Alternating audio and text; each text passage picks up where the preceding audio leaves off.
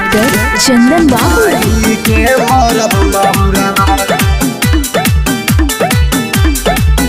जब से तू भाईलू जवान काहे गत बारू घुमान।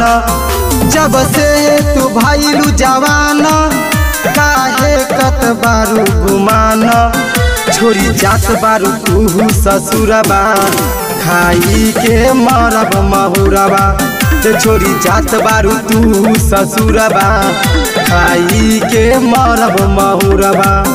जब से तू भाईलू जवान काहे कत बारू घुमान। जब से तू भाईलू जवान काहे कत बारू घुमान।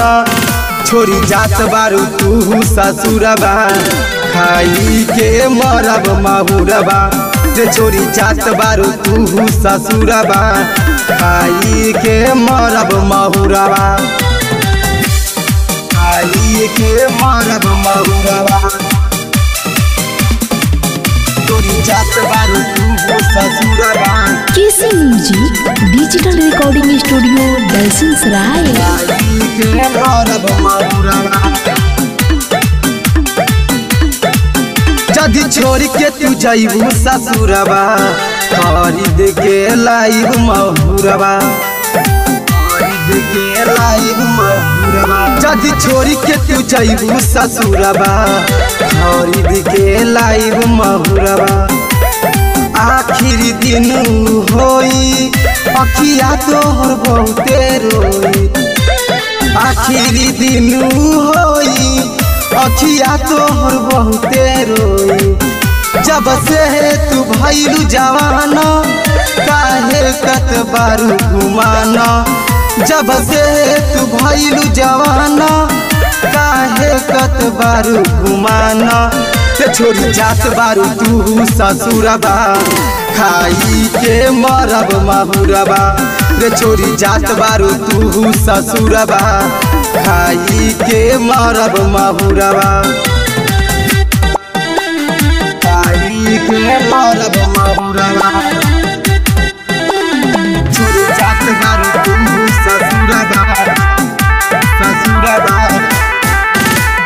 खाई के मरब महुरबा। राइटर कोमल गाना लिखैले राहुल रवीना गैले। राहुल रवीना गैले। राइटर कोमल गाना लिखैले राहुल रवीना गैले। अमृत रंजित अखिया रो रो के लाल कैले। अमृत बम्बम अखिया रो रो के लाल कैले। जब से तू भाईलू जवान काहे कत बारू घुमान। जब से तू भाईलू जवान काहे कत बारू घुमान। छोरी जात बारू तू ससुरबा खाई के मरब महुरबा। छोरी जात बारू तू ससुरबा खाई के मरब महुरबा। Mix by KC music digital recording studio Dalsingh सराय।